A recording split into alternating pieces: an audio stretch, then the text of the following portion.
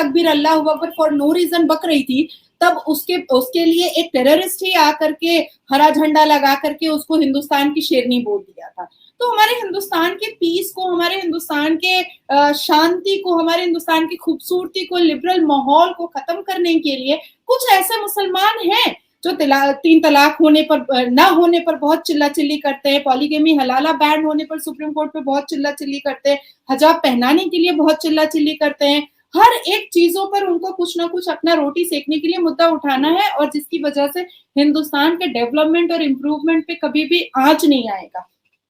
भाई साहब ने कहा कि मुसलमानों के लिए क्या किया है आरएसएस ने, वो बात ही छोड़ दीजिए। देखिए, आरएसएस के पास भी महिला विंग्स भी है सोशल वर्क करने के लिए, आरएसएस के पास हिंदू मंच भी है, मुस्लिम जागरण मंच भी है। अगर हिंदू मंच है तो मुस्लिम जागरण मंच भी है, और जहां पर कुरान और हदीस की बातें बताई जाती हैं, जहां पर कुरान का तफसीरा किया जाता है, जिसका सेमिनार और कॉन्क्लेव होता है, तो बहुत खूबसूरत खूबसूरत बातें बताई जाती हैं, कुरान से, कुरान के हवाले से बताई जाती हैं।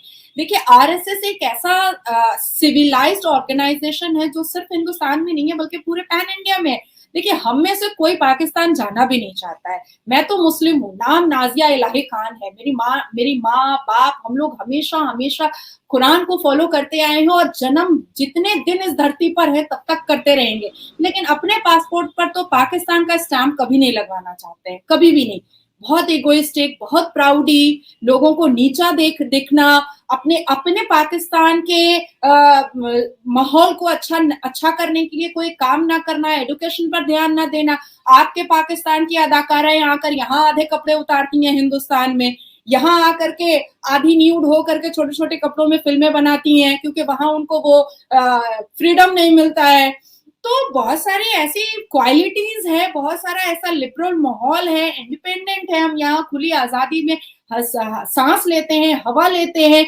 वहां की तरह नहीं कि लड़की पसंद आ गई निकाह के नाम पर ले आए उसको सेक्स टॉय बनाने के लिए। हमारे यहाँ आवाज है लड़कियों के पास, लड़कियां वोकल है, चिल्ला सकती हैं, चीख सकती हैं, मर्दों की गलतियों पर उंगलियां उठा सकती हैं। आरएसएस ने हमेशा सोशल वर्क पर काम किया है, आरएसएस ने हमेशा ह्यूमैनिटी पर काम किया है। जब कोविड का महामारी चल रहा था, पूरी दुनिया कोविड की महामारी की वजह से बहुत परेशान थी, तब ये आरएसएस की टीम जाकर के सारे लेबर्स को, सारे मजदूरों को, सारे गरीबों को खाना तक बांटा करती थी। और तब ये नहीं पूछती थी नॉक नॉक, आप मुसलमान हैं या हिंदू हैं, आप सिख है कि ईसाई हैं, हम आपको खाना देने से पहले पूछ रहे हैं। या मोदी जी की जो योजनाएं आती हैं उसमें ये नहीं कहा जाता नॉक नॉक नॉक, तुम नाजिया इलाही खान हो, ओ अच्छा अच्छा तुम तो मुसलमान हो, तुमको तो हम ये योजना नहीं बांटेंगे, तुमको तो इसका लाभ उठाने नहीं देंगे। ऐसा कुछ नहीं है, एक हवा बनाया गया है। और कुछ ऐसे पाकिस्तान के लोग हैं जिनको ना हिंदुस्तान के लोगों को मैनिपुलेट करने में, कॉन्कॉक्टेड स्टोरी बनाने में बड़ा मजा आता है कि चलो बोल देते हैं कि वहां तो मुसलमानों को बहुत परेशान किया जा रहा है। अरे प्रूफ तो दे दो, प्रूफ दे दो ना। हमारे पास प्रूफ है कि आपके यहाँ से अजमल कसब आया था हिंदुस्तान की शांति को भंग करने के लिए, हजारों लोगों की जान लेकर के गया। हमारे पास प्रूफ है कि हरा कपड़ा लगा करके वो नारे तकबीर वाली लड़की को सपोर्ट करने के लिए, और हिंदुस्तान की शेरनी, उनको ये अथॉरिटी किसने दे दिया कि हिंदुस्तान की शेरनी वो बुरखा वाली है, बोरा वाली है, ये किसने अथॉरिटी दे दिया? तो ऐसे पाकिस्तान के चुनिंदा लोग हैं जिनको ये सब खिचड़ी बनाने में, चाट मसाला बनाने में बड़ा मजा आता है। लेकिन हिंदुस्तान बहुत ही सिविलाइज्ड कंट्री है, हिंदुस्तान में एजुकेशन को मान्यता दी जाती है, हिंदुस्तान में इम्प्रूवमेंट को मान्यता दी जाती है, ह्यूमैनिटी को मान्यता दी जाती है, और हर एक कास्ट क्रीड को बहुत वैल्यू दिया जाता है।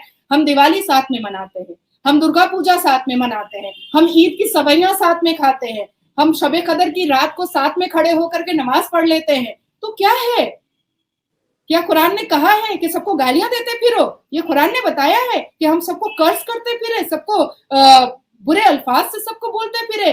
और आरएसएस की एक बेजा एक्टिविटीज के बारे में बताई जाए। देखिए, नेहरू एक ऐसे परिवार का हिस्सा है जिसने हमेशा गांधी परिवार को हमेशा ऊपर उठा करके रखने की कोशिश की। आज हिंदुस्तान पाकिस्तान का बंटवारा क्यों हुआ? नेहरू के जमाने में ही हुआ ना। क्यों नहीं कहा कि आप एक मैप पर, कागज के मैप पर आप दिलों का बंटवारा कर रहे हैं?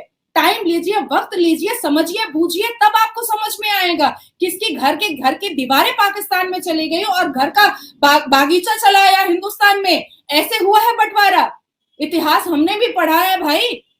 ये नेहरू का ही था जिसको प्रेसिडेंट, जिसको प्राइम मिनिस्टर बनने का बहुत शौक था। नेहरू के जमाने में बहुत सारी पार्शलिटी हुई है, हिंदू मुसलमानों के साथ पार्शलिटी हुई है।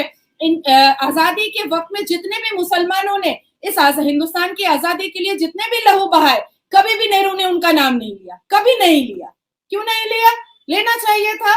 तो ये पार्शलिटी तो मतलब कांग्रेस के जमाने से स्टार्ट हुई थी। ये पार्शलिटी तो अभी तो इवन खत्म हो गई है, जब से ये मोदी जी का ईरा चल रहा है, मोदी जी का सिनेरियो चल रहा है, तब से तो हम बहुत लिबरल फील कर रहे हैं, बहुत अच्छा फील कर रहे हैं, बहुत इंडिपेंडेंट फील कर रहे हैं कि हाँ भाई, मोदी जी ने कहा है कि एक हाथ में मदरसे में अगर कुरान होना चाहिए तो दूसरे हाथ में कंप्यूटर भी होना चाहिए। हम जाहिल क्यों रहेंगे? क्यों रहेंगे? कौन बोला कि हम जाहिल रहेंगे? कुरान का पहला वर्ड इकरा का है। प्रॉफिट मोहम्मद ने कहा है कि भाई कुरान अगर तालीम हासिल करनी है तो चीन चले जाओ। और हम कंप्यूटर नहीं पढ़ेंगे, हम संविधान नहीं पढ़ेंगे? भाई हम भारत में रहते हैं, हम एक संविधान मानेंगे और कौन हमको रोक सकता है? पाकिस्तानी हमको रोकेंगे? कलेजा है उनको हमको रोकने का?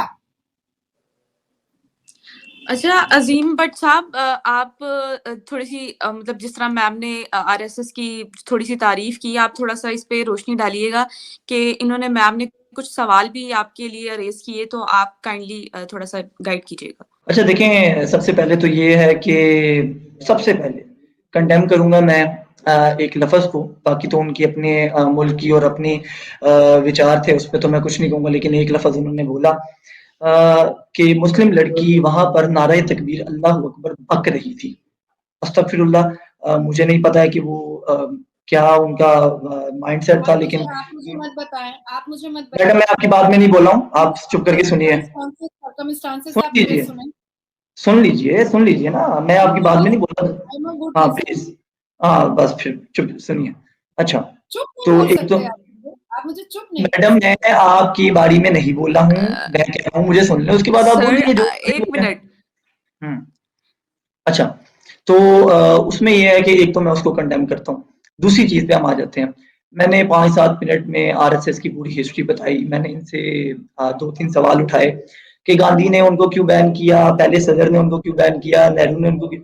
एक सवाल का जवाब नहीं था मैडम के पास। मैडम शुरू हुई पाकिस्तान से, हालांकि मैंने पूरे अपने उसमें कहा कि भाई मैं तो भी पाकिस्तान की बात ही नहीं कर रहा, आरएसएस कौन है और हिंदुस्तान में उनके साथ क्या किया, मैं उसका सवाल उठाता हूँ, लेकिन कोई जवाब नहीं था। वही रोना धोना, पाकिस्तान ने कसाब भेज दिया, ये हो गया वो हो गया, फलाना हो गया ढिमकाना हो गया, कोई जवाब नहीं। ठीक है जी, अच्छा आप हाँ सुने सुने, मुझे बहुत अच्छा लग रहा है, आप सुने, मुझे पता है। अच्छा दूसरी तरफ हम आ जाते हैं अब कि इन्होंने कहा जी अजमल कसाब की आइडेंटिटी, सॉरी इसकी नाथूराम गोडसे की आइडेंटिटी बताएं। आइडेंटिटी ये है कि पिछले 20, 25, 30 साल से आप लोग उसकी बरसियां मना रहे हैं और मिठाइयां खा रहे हैं, ठीक है, आरएसएस वाले। ये होती है आइडेंटिटी कि जब आप बैठ के हर बरसी पे उसके नारे लगाएंगे कि नाथूराम गोडसे जिंदाबाद और गांधी मुर्दाबाद, तो हमें आइडेंटिटी मिलती है वहां से। अरे सुन लें मैडम, सुन लें, हिम्मत क्यों नहीं है आप में? अजीम साहब हिम्मत क्यों नहीं है यार सुनने की? मुझे तो नहीं। जी मुझे पता है पोलाइटली, मैं तो पोलाइटली रिबाबा को जवाब दे रहा हूँ, अब सुनिए। अजीम साहब अपनी बारी में बोलिए ना, अपनी बारी। काइंडली मेरी बात सुनिए। तो फिर चुप करके सुन लीजिए, नहीं रो रहे तो। अजीम साहब काइंडली ये आपका तरीका है, ये पाकिस्तानी मर्दों का तरीका है औरतों से बात करने का। जी मैं तो बिल्कुल तमीज से आप जी बताएं, जी बताएं। बात सुन ले, मैं ये कह रही हूँ कि थोड़ा सा जरा मतलब इंटेलेक्चुअल होके, और नाजिया जी 1 मिनट पहले उनको बात कंप्लीट कर लीजिए, उसके बाद बात करें, आप अपनी बारी में बात करें हर बंदा कोई। अच्छा मैं आपको जवाब चाहता हूँ, काइंडली आप थोड़ा सा इंटेलेक्चुअल होके। देखें बात ये है सिंपल सी के रिबा, मैं आपको जवाब दे रहा हूँ, मैंने इनके 10 मिनट सुने, जो इन्होंने कहना था कहा, मैंने इंटरप्ट नहीं किया। एक टॉक शो में बैठने की कोई एथिक्स होते हैं, मैं इंडियन टेलीविजन पे भी बैठता हूँ, पाकिस्तानी टेलीविजन पे भी। हाँ तो बिल्कुल मैं अपना जवाब दे रहा हूँ, अपना जवाब दे, मैंने इंटरप्ट। अरे यार प्लीज इनको समझा दें, मैं नहीं बोल सकता। अजीम साहब काइंडली मेरी बात सुने, थोड़ा सा क्योंकि इनके पास